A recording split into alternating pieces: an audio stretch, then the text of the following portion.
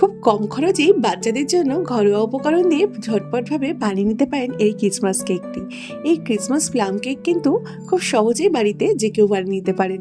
আর তার জন্য না লাগে মাইক্রো ওভেন, না লাগে প্রেশার কুকার, নর্মাল কিন্তু কড়াইতেই বানিয়ে নেওয়া যায়। তো এর জন্য প্রথমে আমি বানিয়ে নেবো একটা ক্যারামেল সিরাপ। তো এর জন্য চিনিটাকে প্রথমে একটু ক্যারামেলাইজ করে নিতে হবে। তার জন্য ফ্রাইং প্যানটাকে আগে থেকেই বেশ 5 মিনিট গরম করে নিয়েছি, তারপরে চিনিটা দিয়েছি। চিনিটাকে ধোয়ার পরে আরও 1.5-2 মিনিটের মতো অপেক্ষা করেছি, যতক্ষণ না চিনিটা পুরোপুরি না গলে যায়। চিনিটা যখন পুরোপুরি গলে যাবে তখন এটাকে নাড়া শুরু করব। আর তারপর যখন চিনিটা এখন ফুটতে শুরু করবে তখন গ্যাসের ফ্লেমটাকে অফ করে দিতে হবে। অফ করে এর মধ্যে 1/2 কাপের মতো জল অল্প অল্প করে দূর থেকে দেবেন, কারণ জলটা দিলে কিন্তু ছেঁড়া শুরু করবে। জল দিয়ে এটাকে ভালো করে পাতলা করে একটা ক্যারামেল সিরাপ বানিয়ে ঠান্ডা করে রেখে দিতে হবে। এই সিরাপটা বানানোর কারণ হচ্ছে কেকের সুন্দর কালারটা আনবার জন্য। কালচে কালারটা কিন্তু ক্যারামেল সিরাপ থেকেই আসে। ক্যারামেল সিরাপটা হয়ে গেলে এটাকে ঠান্ডা হতে দিতে হবে। অপরদিকে প্রথমে ভিজিয়ে নেব আমি একটুখানি ড্রাই ফ্রুটসের মধ্যে এখানে টুটি ফুটি, একটু কিশমিশ, একটুখানি চেরি আর একটু কাজু নিয়েছি।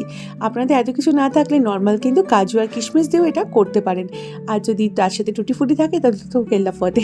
তো যাই হোক, এই সমস্ত ড্রাই ফ্রুটগুলো দিয়ে একটু অরেঞ্জ জুসের মধ্যে এটাকে ভিজিয়ে রাখবো। অরেঞ্জ জুস বলতে কিন্তু আমি নর্মাল কমলা লেবুর রস নিয়েছি। নর্মাল কমলা লেবুর রসের মধ্যে এটাকে 10 থেকে 15 মিনিট ভিজিয়ে রাখলে সাফিসিয়েন্ট। অনেকক্ষণ, আধা ঘন্টা 1 ঘন্টা ভিজিয়ে রাখার দরকার নেই। এখানে 1/4 কাপ আমি নিয়েছি সাদা তেল আর নিচ্ছি সম পরিমাণ দুধ। এই 1/4 কাপের যতটুকু আপনি সাদা তেল নেবেন ঠিক ততটুকুই দুধ নেবেন। এই তেলের জায়গায় কিন্তু আপনারা চাইলে বাটারও নিতে পারেন। এবার এটাকে ভালো করে বেট করে নিতে হবে। এরকম একটা ব্যাটার দিয়ে বেট করতে পারেন অথবা চামচ দিয়েও স্টিক করে নিতে পারেন। তার মধ্যে দিয়ে দিচ্ছি আমি 1/2 কাপের মতো চিনি গুঁড়ো। চিনিটাকে একটু ব্লেন্ডারে গুঁড়ো করে নিয়েছি যাতে মেশাতে সাহায্য হয়।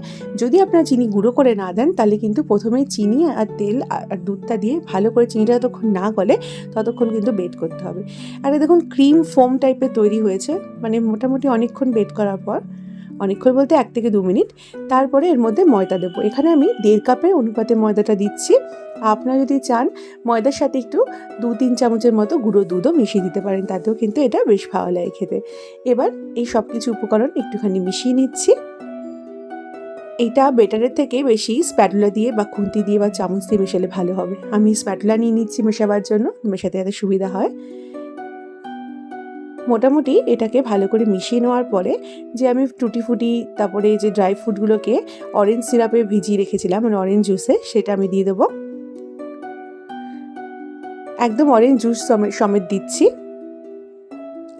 যদি আপনাদের বাড়িতে অরেঞ্জ জুস অ্যাভেলেবেল না থাকে, হঠাৎ করে কেক বানানোর পরিকল্পনা হয়ে থাকে, অরেঞ্জ জুস নেই, তো সেই ক্ষেত্রে কিন্তু আপনারা ক্যারামেলাইজ যে সিরাপটা বানিয়েছি তার মধ্যেও এই ড্রাই ফ্রুটগুলোকে ভিজিয়ে একবারে ওই সিরাপটাও কিন্তু এর মধ্যে দিয়ে এই ব্যাটারটা বানিয়ে নিতে পারেন, সেটাতেও কিন্তু হয়।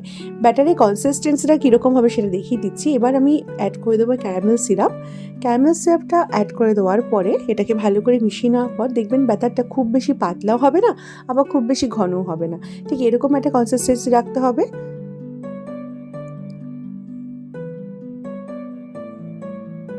এবার এটাকে ভালো করে আমি 3 থেকে 4 মিনিট হাতে সময় নিয়ে খুব সুন্দর করে মেশাবো, যাতে কোনো রকমের ভেতরের লাম্পস মানে দলা না থেকে থাকে সেটা খেয়াল রাখবো। আর যাতে এটা একটা ক্রিম টেক্সচার হয় সেদিকেও কিন্তু খেয়াল রাখতে হবে। এটাকে ভালো করে দেখুন বেট করে নিয়েছি। এর মধ্যে কিন্তু আর কোনো রকমের দুধ, জল আর কিছু অ্যাড করবো না। আমার ব্যাটারে কিন্তু যে ব্যাটারটা কিন্তু মোটামুটি কিন্তু রেডি। এরকম করে দেখুন স্প্যাটুলাটা ডোবালে এরকম করে একটা মানে স্প্যাটুলার মধ্যে সুন্দর কাভার হয়ে যাচ্ছে। ঠিক এরকম কনসিস্টেন্সি কিন্তু রাখতে হবে এই ব্যাটারটার ক্ষেত্রে। এবার আমার বাড়িতে কিছু মোরব্বা ছিল, সেই মোরব্বাটা আমি অ্যাড করেছি, এটা একদমই অপশনাল। আর দিয়েছি 1 চামচের মতো ভ্যানিলা এসেন্স না থাকলেও কিন্তু কেকটা করা যায়। তো সেই ক্ষেত্রে একটু ভ্যানিলার গন্ধটা আসে না, বাট বাকি কিন্তু এই কেকটা কিন্তু আপনারা ভ্যানিলা এসেন্স ছাড়াও করে নিতে পারেন। দিয়ে দিচ্ছি 1 চামচের মতো মানে 1/2 টিস্পুন মতো দারচিনি গুঁড়ো, 1 চামচ বেকিং পাউডার, সামান্য 1/4 টিস্পুন নুন আর একদম 1/2 টিস্পুনের মতো বেকিং সোডা। এই সমস্ত কিছু দিয়ে এটার সাথে ভালো করে মিশিয়ে নেব। এখানে একটা কথা বলে রাখছি, যখনই আপনারা বেকিং সোডা আর বেকিং পাউডারটা ইউজ করবেন, মানে এটা দেওয়ার পরে সঙ্গে সঙ্গে কিন্তু এটাকে বেকিংয়ে বসিয়ে দিতে হবে। এটা কিন্তু দেওয়ার পরে বেশিক্ষণ এটার ব্যাটারটাকে ফেলে রাখলে হবে না। একে ব্যাটার কিন্তু আমার একদমই রেডি। তার জন্য বেকিং সোডা আর বেকিং পাউডারটা কিন্তু একদম বসানোর মানে বেকিং ট্রেতে দেওয়ার ঠিক আগের মুহূর্তেই দেবেন। আর যদি আপনারা একদম দোকানের স্বাদ আনতে চান তো সেই ক্ষেত্রে এখানে সামান্য একটুখানি মানে হাফ টিস্পুনের মতো ভিনিগার অ্যাড করে দেবেন, দেখবেন একদম দোকানের স্বাদ কিন্তু চলে আসবে।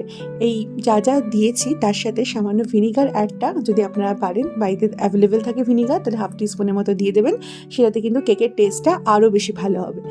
এবার আমি বাটার পেপার দিয়ে আমার যে বাটিটার মধ্যে বসাবো কেকটাকে, সেটাকে ভালো করে চারিদিকে একটুখানি তেল দিয়ে একটুখানি গ্রিস করে নিয়ে তার মধ্যে বাটার পেপারটাকে চিপকে দিচ্ছি যাতে কেকটা কোনোভাবে বাটিতে না লেগে যায়। তো আপনারা যদি স্টিলের কোনো কন্টেনারে করেন সেখানেও কিন্তু সেমভাবে এরকম বাটার পেপার দিয়ে দেবেন। আর যদি বাটার পেপার অ্যাভেলেবেল না থাকে, এমনি খবরের কাগজ বা নর্মাল যে খাতা সাদা কাগজ হয় সেটার মধ্যেও কিন্তু তেল দিয়ে এইভাবে এই সেম প্রসেসে আপনি কিন্তু কভার করে দিতে পারেন, সেক্ষেত্রেও কিন্তু হয়। তবে কাগজটা দিয়ে কিন্তু কাগজটা আগে পিছিয়ে ভালো করে তেল দিয়ে দিতে হবে। এবার এটাকে বাটিতে ঢেলে একটুখানি সেট করে নিচ্ছি। আর অপর দিকে আমি এই যে কড়াইতে বসাবো সেই কড়াইটা কিন্তু আগে থেকে প্রিহিট করে নিয়েছি প্রায় 10 মিনিটের মতো। এবার এটা স্ট্যান্ড দিয়ে এটাকে বসিয়ে দিলাম, দিয়ে এবার এটাকে ঢাকনা দিয়ে ঢেকে দিচ্ছি।